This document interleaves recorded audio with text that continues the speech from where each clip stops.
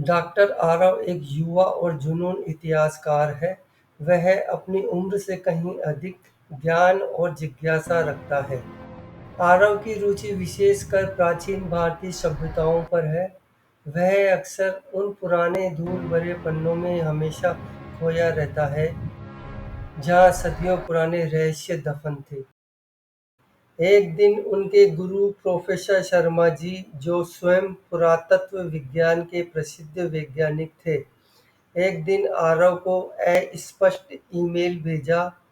उस ईमेल में एक पुरानी पत्थर की नक्काशी की धुंधली तस्वीर भेजी, जिसे अरावली की तलहटी में स्थित एक छोटे से गांव के पास पाया गया था। उस नक्काशी पर बने चिन्ह इतने अपरिचित थे कि वे किसी भी ज्ञात लिपि से मेल नहीं खाते थे। आरव को प्रोफेसर ने मेल में लिखा था कि मुझे लगता है कि यह कुछ खास है, कुछ ऐसा है जो हमारे इतिहास की समझ को बदल सकता है। मुझे लगता है कि यह तुम्हारे लिए एक चुनौतीपूर्ण है। आरव के मन में उत्सुकता की लहर दौड़ गई। वह तुरंत प्रोफेसर शर्मा जी से मिलने उनके कार्यालय पहुंच गया। उनसे मुलाकात करी। प्रोफेसर ने आरव को उस गांव के बारे में बताया जिसका नाम मूल ग्राम था, जहां सदियों से बाहरी दुनिया का दखल न के बराबर था। यह गांव अरावली की घनी पहाड़ियों के बीच में छुपा हुआ था, जहां तक पहुंचने के लिए केवल एक कच्चा रास्ता था और तंग गलियां थी, जो मानसून में अक्सर बंद हो जाता था। वहाँ एक पुराना किला है, प्रोफेसर ने मानचित्र पर एक छोटे से बिंदु की ओर इशारे करते हुए कहा, जिसे वहाँ के स्थानीय लोग ब्रह्मगढ़ का किला कहते हैं। उस किले की भी एक अपनी कहानी है। वह किला अदृश्य हो जाता है और रास्ते बदल देता है, और जो भी उसके अंदर गया वह कभी वापस नहीं आया। आरव ने अपनी आंखों में चमक के साथ कहा, गुरुजी, यह तो किसी पहेली से कम नहीं है। ऐसा लगता है मुझे वहां पर जाना होगा। प्रोफेसर शर्मा ने मुस्कुराते हुए कहा, मुझे पता था कि तुम यही कहोगे, लेकिन तुम्हें सावधान रहना होगा।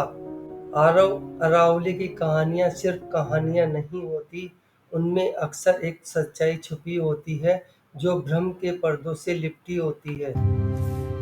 कुछ ही दिनों में आरव ने अपनी यात्रा की तैयारी कर ली। वह अपनी जीप में आवश्यक उपकरण और किताबें लेकर मूल ग्राम की ओर निकल पड़ा। रास्ते ऊबड़ खाबड़ थे और मोबाइल का नेटवर्क भी गायब हो चुका था। शाम ढलते ढलते वह मूल गांव पहुंच ही गया। गांव छोटा सा था। लोगों के घर मिट्टी के बने हुए थे। कुछ बूढ़े व्यक्ति दिखाई दिए, जिनकी आंखों में बाहरी दुनिया के लिए एक अजीब सी उदासीनता छिपी हुई थी। आरव ने गांव के मुखिया मंगल सिंह से मुलाकात की। मंगल सिंह एक बुजुर्ग व्यक्ति थे, जिनकी त्वचा धूप और समय से झुलसी हुई थी, लेकिन उनकी आंखें बेहद तेज और गहरी थी। जब आरव ने उन्हें ब्रह्मगढ़ और नक्काशी के बारे में बताया, तो मंगल सिंह के चेहरे पर एक अलग सी परछाई सी दौड़ गई। मंगल ने धीमी आवाज में कहा, बाबूजी, ब्रह्मगढ़ कोई जगह नहीं है, वह एक श्राप है। जो वहां गया वह वापस नहीं आया। आप पढ़े लिखे इंसान हो, इन पुरानी बातों पर यकीन क्यों करते हो? आरव ने समझाने की कोशिश की कि वह एक इतिहासकार है और इन रहस्यों को उजागर करना मेरा काम है। बहुत समझाने के बाद और कुछ स्थानीय रीति रिवाजों का सम्मान करने के बाद वह मान गया। मंगल सिंह अंततः आरव को अगले दिन ब्रह्मगढ़ के रास्ते दिखाने के लिए सहमत हो गया, लेकिन उन्होंने शर्त रखी कि आरव को उनकी बात माननी होगी और कोई भी जोखिम भरा काम नहीं करना होगा। अगले दिन सुबह सूरज की पहली किरण के साथ आरव और मंगल सिंह जंगल की ओर निकल पड़े। रास्ता सकड़ा और झाड़ियों से भरा था। मंगल सिंह हर कदम पर रुक-रुक कर कुछ अजीब से पेड़ों और पत्थरों को देखते, जैसे वह उन्हें रास्ते बता रहे हों। आरव ने महसूस किया कि मंगल सिंह के पास जंगल का एक गहरा ज्ञान था जो किताबों में नहीं मिलता। लगभग 3 घंटे की पैदल यात्रा के बाद वे एक खुले मैदान में पहुंचे। आरव ने दूर से देखा कि वहां पहाड़ियों के बीच एक प्राचीन किले का खंडर नजर आ रहा था। उसकी दीवारें उस समय और प्रकृति के हाथों जर्जर हो चुकी थी। उस किले की विशालता अभी भी उस प्राचीन गौरव की कहानी कह रही थी। किले के चारों ओर एक घना जंगल था जो उसे एक रहस्यमयी घेरे में लपेटे हुए था। यह रहा ब्रह्मगढ़ का किला, मंगल ने कहा। उसकी आवाज में चेतावनी का एक स्वर था। आखिरकार वे ब्रह्मगढ़ के किले पहुंची गई। जैसे ही वे किले के करीब पहुंचे, आरव ने उस पत्थर की नक्काशी को देखा जिसके बारे में प्रोफेसर ने उसे बताया था। वह एक बड़े शिलाखंड पर खुदी हुई और आरव ने देखा कि वह चित्र सिर्फ एक नक्काशी नहीं बल्कि बहुत सारे चिन्हों का एक जटिल समूह था। कुछ ज्यामितीय आकृतियां थी, कुछ खगोलीय प्रतीक और कुछ ऐसे चिन्ह थे जो अज्ञात भाषा के अक्षर लगते थे। आरव ने उन पत्थरों को देखने के बाद उन्हें अपने कैमरे में उन पत्थरों की नक्काशी की तस्वीरें ली और अपनी डायरी में हर पत्थरों की नक्काशी के बारे में विस्तार से लिखने लगा। मंगल सिंह चुपचाप पास में बैठा था। उसकी आंखें लगातार जंगल की ओर, किले के दरवाजे पर टिकी थी, जैसे वे किसी अदृश्य खतरे को भांप रहा हो। जैसे ही आरव किले के अंदर प्रवेश करता है तो आरव को एक अजीब सी शांति महसूस हुई। हवा में एक हल्की सी ठंडक थी, भले ही बाहर धूप तेज थी। वे एक बड़े आंगन में पहुंचे जहां एक सूखा हुआ कुआं था और कई छोटे बड़े कमरे थे जिनकी छतें ढह चुकी थी। आरव ने उन चिन्हों को ढूंढना शुरू किया जो उसे नक्काशी में दिखे थे। आरव एक टूटे हुए खंबे के पास गया। उस खंबे पर उसने वही चिन्ह वापस देखे। यह एक वृत्ताकार आकृति थी जिसके अंदर कुछ जटिल रेखाएं थी।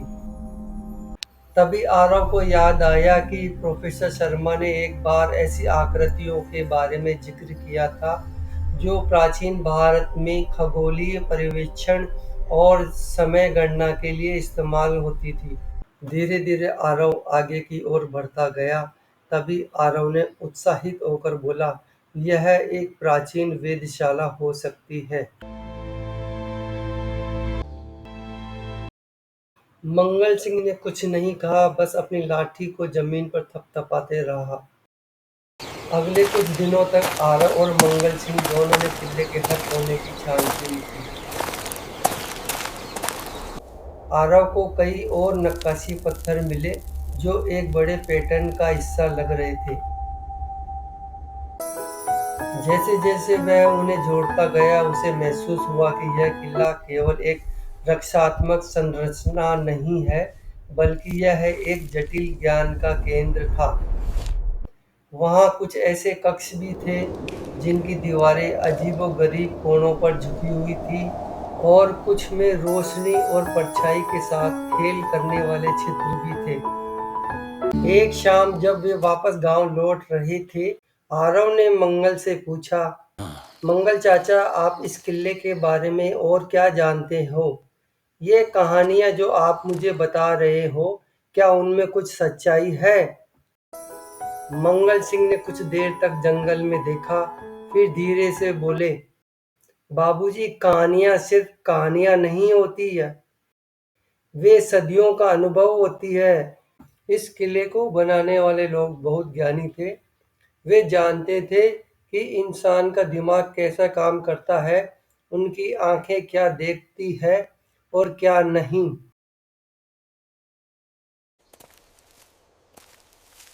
Mangal, do you think this is the place the old text spoke of? मतलब यह है कि ब्रह्मगढ़ सिर्फ एक जगह नहीं है, यह एक परीक्षा है, ज्ञान की परीक्षा, धैर्य की परीक्षा और सबसे बढ़कर सच और झूठ को पहचानने की परीक्षा। मंगल ने रहस्यमयी ढंग से कहा। आरव को मंगल की बातें कुछ अजीब सी लगी। उन्हें लगा कि मंगल सिंह शायद अंधविश्वासी है, यह जानबूझकर भ्रमित कर रहा है। फिर भी मंगल के शब्दों में एक अजीब सा खिंचाव था, जो आरव को सोचने पर मजबूर कर रहा था। एक दिन मंगल सिंह आरव को एक ऐसे कमरे में ले गया जहाँ की दीवारें पूरी तरह चिकनी थी। वहाँ कोई नक्काशी नहीं थी, लेकिन कमरे के केंद्र में एक छोटा सा छेद था। जब सूरज की रोशनी उस छेद से अंदर आती है तो वह कमरे की दीवारों पर एक घूमता हुआ प्रकाश चक्र बनाती है। आरव ने इस नज़ारे को देखा तो यह चक्र हर दिन अलग अलग पैटर्न बनाता था। उसने अपनी गणना शुरू कर दी। यह प्राचीन विज्ञान का एक अद्भुत उदाहरण था। यह किला एक विशाल कैलेंडर और खगोलीय उपकरण था। दीवार पर बनने वाले पैटर्न सौर और चंद्र चक्रों को दर्शाते थे, और आरव को विश्वास हो गया कि इस किले के निर्माता किसी असाधारण ज्ञान के धनी थे। एक रात आरव ने प्रोफेसर शर्मा को सैटेलाइट फोन से संपर्क किया। उन्होंने अपनी खोजों के बारे में बताया और नक्काशी की तस्वीरें भेजी। प्रोफेसर शर्मा बहुत ही उत्साहित हुए। उन्होंने बताया कि आरव ने जो चिन्ह देखे हैं वे एक प्राचीन सभ्यता से संबंधित हो सकते हैं, जिनका उल्लेख कुछ अस्पष्ट वैदिक ग्रंथों में मिलता है, लेकिन जिसे कभी भौतिक रूप से खोजा ही नहीं गया था। प्रोफेसर ने आरव से कहा, यह सभ्यता ज्योतिषाचार्यों की थी, जो सितारों और प्रकृति के नियमों के गहरे जानकार थे।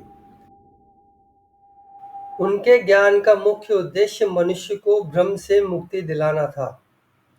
तभी आरव चौंक गया और वापस बोला, भ्रम से मुक्ति? तब प्रोफेसर ने कहा, हाँ, भ्रम से मुक्ति। उसे समझाया कि वे मानते थे कि भौतिक दुनिया में जो भी कुछ हम देखते हैं वह एक प्रकार का सारा भ्रम है। सच्चा ज्ञान उस भ्रम के पीछे छिपा है, उसको समझना जरूरी है। उनका मानना था कि उन्होंने एक ऐसी पद्धति विकसित की थी जिससे मन को भ्रम से परे ले जाया जा सकता है। इस जानकारी से आरव और भी प्रेरित हो गया। अगले दिन जब वह मंगल सिंह के साथ फिर से किले में गया, इस बार आरव ने उस मुख्य वेधशाला कक्ष पर ध्यान केंद्रित किया। उसे लगा कि वहां और भी कोई रहस्य छिपा है। जब उस वेधशाला कक्ष पर गया, वहां पर उसे दीवार पर एक छोटा सा अदृश्य निशान दिखाई दिया। वह निशान एक कुंजी की तरह था, जो एक छिपी हुई गुफा का दरवाजा खोल सकता था। आरव ने उस निशान को बड़े ही ध्यान से देखा और महसूस करने लगा कि यह पहले की नक्काशी में देखे गए चिन्हों में से एक के साथ मेल खाता है। जैसे ही आरव ने उस निशान को दबाया, दीवार का एक हिस्सा धीरे से अंदर की ओर सरकता गया और एक सकरा रास्ता खुल गया। अंदर गहरी अंधेरी सुरंग थी। तभी पीछे से मंगल सिंह ने आरव को रोकने की कोशिश की। बाबूजी, इस रास्ते से आज तक कोई भी वापस नहीं आया है, यह भ्रम का रास्ता है। तभी आरव बोला, मंगल चाचा, मैं इतना करीब पहुंच गया हूं, अब मैं पीछे नहीं हट सकता। वह अपनी टॉर्च लेकर गुफा में प्रवेश कर गया। मंगल सिंह गुफा के बाहर आरव की चिंता में खड़ा रहा। गुफा सकड़ी थी और अंदर से घुमावदार थी। आरव को लगा कि वह कई मिनटों से चल रहा है, लेकिन उसे कोई अंत नहीं दिख रहा था। टॉर्च की रोशनी दीवारें चिकनी और ठंडी लग रही थी। कुछ दूर चलने के बाद उसे ऐसा महसूस हुआ कि गुफा चौड़ी हो रही है। फिर उसे एक अजीब सी आवाज़ सुनाई दी, एक धीमी गूंजती हुई आवाज़, जैसे कोई फुसफुसा रहा हो। आवाज़ इतनी अस्पष्ट थी कि आरव को समझ नहीं आया कि वह कहाँ से आ रही है या वह क्या कह रही है। उसने अपनी टॉर्च को चारों ओर घुमाया, लेकिन उसे कुछ नहीं दिखा। आरव ने जोर से आवाज़ लगाई, कौन है वहाँ? उसकी आवाज़ गुफा में गूंजती रही और फिर गायब हो गई। जैसे जैसे वह आगे बढ़ता गया, आवाज़ तेज होती गई। अब वह एक धीमी लयबद्ध धुन में बदल गई, जो आरव के दिमाग में बजने लगी। उसे लगा कि उसके आसपास की दीवारें हिल रही है, रंग बदल रही है। टॉर्च की रोशनी में उसे कभी-कभी अजीबोगरीबी आकृतियां दिखाई देती थी, जो पल के झपकते ही गायब हो जाती थी। तभी आरव को महसूस हुआ कि उसे चक्कर आ रहे हैं। यह शायद ऑक्सीजन की कमी या सिर्फ मनोवैज्ञानिक दबाव था। उसे मंगल सिंह की बात याद आ गई कि भ्रम का रास्ता है। क्या यह किला वास्तव में उसके दिमाग के साथ खेल रहा है? उसे ऐसा महसूस हुआ जैसे वह कई युगों से चल रहा है। समय का बोध समाप्त हो गया था। क्या वह कई घंटों से चल रहा था या फिर कुछ ही मिनटों से? उसे पसीना आ रहा था और उसका दिल जोर से धड़क रहा था। फिर अचानक गुफा समाप्त हो गई। आरव एक बड़े गोलाकार कक्ष में पहुंच गया। कक्ष पूरी तरह से अंधेरे में डूबा हुआ था, सिवाय एक जगह के जहां से एक हल्की नीली रोशनी आ रही थी। आरव ने अपनी टॉर्च को बंद कर दिया और नीली रोशनी की ओर चल पड़ा। जैसे जैसे वह करीब गया, उसे महसूस हुआ कि रोशनी एक क्रिस्टल जैसी संरचना से आ रही थी, जो कक्ष के बीच में रखी थी। वह क्रिस्टल बहुत बड़ा था और उसके अंदर से नीली रोशनी धीरे धीरे चमक रही थी, जैसे उसमें कोई जीवन हो। उस क्रिस्टल के चारों ओर कुछ नक्काशीदार पत्थर रखे हुए थे, जिन पर वह जटिल चिन्ह थे, जो आरव ने पहले देखे थे। इस बार वे चिन्ह एक क्रम में थे, जैसे कोई कहानी या निर्देश दे रहा हो। आरव ने पत्थरों को ध्यान से देखना शुरू किया। जैसे ही उसने अपना पहला पत्थर छुआ, उसे एक अजीब सी ऊर्जा महसूस हुई। उसके दिमाग में अचानक कुछ चित्र, पौधे, तारे, ग्रह, घूमते हुए चक्र और कुछ चेहरे जो उसने पहले कभी नहीं देखे थे। वह एक तरह का मानसिक अनुभव था, जैसे कोई उसे सीधा ज्ञान दे रहा हो। आरव एक एक करके सभी पत्थरों को छूता गया और हर बार उसे एक नई जानकारी मिलती गई, नए विचार आते गए। यह प्राचीन ज्योतिष ज्ञानियों का ज्ञान था, जो समय, ब्रह्मांड और मनुष्य के अस्तित्व के बारे में बताता था। यह केवल खगोल विज्ञान नहीं था, बल्कि यह दर्शन शास्त्र, आध्यात्मिकता और मन के गहन अध्ययन का एक मिश्रण था। आरव को समझ में आया कि भ्रम केवल एक भौतिक अनुभव नहीं था, बल्कि मन की वह स्थिति है जहां हम बाहरी दुनिया पर बहुत अधिक निर्भर करते हैं। ज्योतिष ज्ञानी चाहते थे कि लोग आंतरिक सत्य को खोजें, न कि बाहरी दिखावे में फंसें।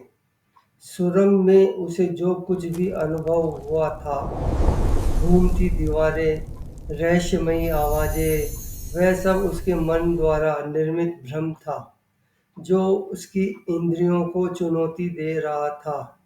यह एक परीक्षा थी, यह देखने के लिए कि वह बाहरी विचलित करने वाली चीजों के बावजूद अपने लक्ष्य पर केंद्रित रह सकता है। जैसे ही आरव ने आखिरी पत्थर को छुआ, क्रिस्टल से निकलने वाली नीली रोशनी और तेज हो गई और फिर धीरे धीरे वह मंद पड़ गई। वह कमरा फिर से अंधेरे में डूब गया। आरव ने अपनी टॉर्च फिर से जलाई। उसे महसूस हुआ कि वह अब बदल चुका है। उसका मन शांत था और उसे दुनिया को देखने का एक नया दृष्टिकोण मिल गया था। आरव खजाने की तलाश में इस किले में आया था, लेकिन उसे यहाँ पर खजाने से कहीं अधिक मूल्यवान ज्ञान का अनंत स्रोत प्राप्त हुआ। आरव उस कमरे से बाहर निकला और सुरंग के रास्ते वापस आने लगा। इस बार उसे कोई भ्रम नहीं हुआ। दीवारें स्थिर थी और कोई आवाज नहीं आ रही थी। उसे महसूस हुआ कि भ्रम केवल तभी तक रहता है जब तक हम उसे सच मानते हैं। जब वह सुरंग से बाहर निकला तो उसे मंगल सिंह को वहीं इंतजार करते देखा। मंगल सिंह के चेहरे पर चिंता और राहत दोनों के भाव थे। आप ठीक है बाबूजी? मंगल ने पूछा। आरव ने मुस्कुराते हुए कहा, मैं बिल्कुल ठीक हूँ मंगल चाचा, बल्कि मैं पहले से बेहतर हूँ। तभी मंगल ने कहा, मैंने कहा था न, यह भ्रम का रास्ता है। आरव ने उन्हें अपनी खोजों के बारे में मंगल सिंह को बताया कि यह किला केवल पत्थरों का ढेर नहीं है, बल्कि ज्ञान का एक मंदिर था। मंगल सिंह ने ध्यान से सुना और आरव को लगा कि मंगल सिंह पहले से ही यह सब जानते थे। बाबूजी, मंगल ने फिर कहा, हमारे पूर्वज यह सब जानते थे। वे कहते थे कि सच्चा ज्ञान ढूंढने वाले को कभी खाली हाथ नहीं लौटता, लेकिन उसे भ्रम के पर्दों से गुजरना पड़ता है। कई लोग उसमें फंस जाते हैं और कभी वापस नहीं आते। वे भ्रम को ही सच मान लेते हैं। तभी आरव को समझ में आया, मंगल सिंह कोई अंधविश्वासी व्यक्ति नहीं थे। वे उस प्राचीन ज्ञान के संरक्षक थे जो पीढ़ियों से गांव में मौखिक रूप से चला रहा था। उनका काम यह सुनिश्चित करना था कि केवल वही व्यक्ति उस ज्ञान तक पहुँचे जो वास्तव में उसके योग्य हो, जो भ्रम को भेद सके। उनकी कहानियाँ, उनकी चेतावनियाँ, उनके अजीबोगरीब व्यवहार, यह सब परीक्षा का हिस्सा थे। आरव ने पूछा, तो आप यह सब जानते थे? मंगल सिंह ने हल्के से सिर हिलाया। हमें बताया गया था कि जब कोई सही समय पर आएगा तो उसे रास्ता दिखाया जाएगा, लेकिन रास्ता उसे खुद ढूंढना होगा। आरव ने महसूस किया कि यह एक सच्ची घटना थी जो इतिहास के पन्नों में नहीं, बल्कि पीढ़ियों की कहानियों में दफन थी। एक ऐसी कहानी जहां ज्ञान, भ्रम और रहस्य एक दूसरे से इस तरह गुथे हुए थे कि उन्हें अलग करना नामुमकिन था। ज्योतिष ज्ञानियों का किला ब्रह्मगढ़ सिर्फ एक प्राचीन स्थल नहीं था, बल्कि यह मानव चेतना की गहराई को समझने का एक प्रतीक था। आरव ने गांव में कुछ और दिन बिताए, मंगल सिंह और अन्य बुजुर्गों से बातचीत की। उसने उनके अनुभवों को सुना और अपने अकादमिक ज्ञान को उनकी लोक कथाओं के साथ जोड़ने की कोशिश करी। उसे महसूस हुआ कि आधुनिक विज्ञान और प्राचीन ज्ञान जो अक्सर विरोधाभासी रहे हैं, वास्तव में एक ही सत्य के दो अलग-अलग पहलू हो सकते हैं। अपनी यात्रा के अंत में आरव ने प्रोफेसर शर्मा को एक विस्तृत रिपोर्ट भेजी। उन्होंने किले की नक्काशी, वेधशाला कक्षों और सबसे महत्वपूर्ण भ्रम की सुरंग और क्रिस्टल से प्राप्त हुए मानसिक अनुभवों का वर्णन किया। प्रोफेसर शर्मा आश्चर्यचकित थे, लेकिन उन्हें आरव I की believe we have बातों found पर the answer. विश्वास था। It's been उन्होंने here वादा all किया था along. कि वे इस प्राचीन सभ्यता और उसके ज्ञान के बारे में और अधिक शोध कार्य करेंगे। आरव सिंह वापस अपने शहर की जिंदगी में लौट आए, लेकिन ब्रह्मगढ़ का अनुभव उनके साथ हमेशा रहा। अब वह केवल इतिहास के तथ्यों को नहीं पढ़ते थे, बल्कि उनके पीछे छिपे गहरे अर्थों को समझने की कोशिश करते थे। उन्हें यह एहसास हो गया था कि दुनिया में ऐसी कई सच्ची घटनाएं हैं जो हमारी सामान्य समझ से परे है और जिन्हें केवल खुली आंखों और खुले मन से ही समझा जा सकता है। जैसे ब्रह्मगढ़ का रहस्य केवल एक किले का रहस्य नहीं था, बल्कि यह मन के भ्रमों को पहचानने और उनसे परे जाकर सत्य को खोजने का एक सार्वभौमिक संदेश था। अरावली की ये पहाड़ियाँ जो पहले केवल पत्थरों का ढेर लगती थी, अब आरव के लिए ज्ञान और अंतर्दृष्टि का प्रतीक बन गई थी, जहाँ हर छाया में एक कहानी छुपी हुई थी और हर किरण में एक सत्य उजागर होता था।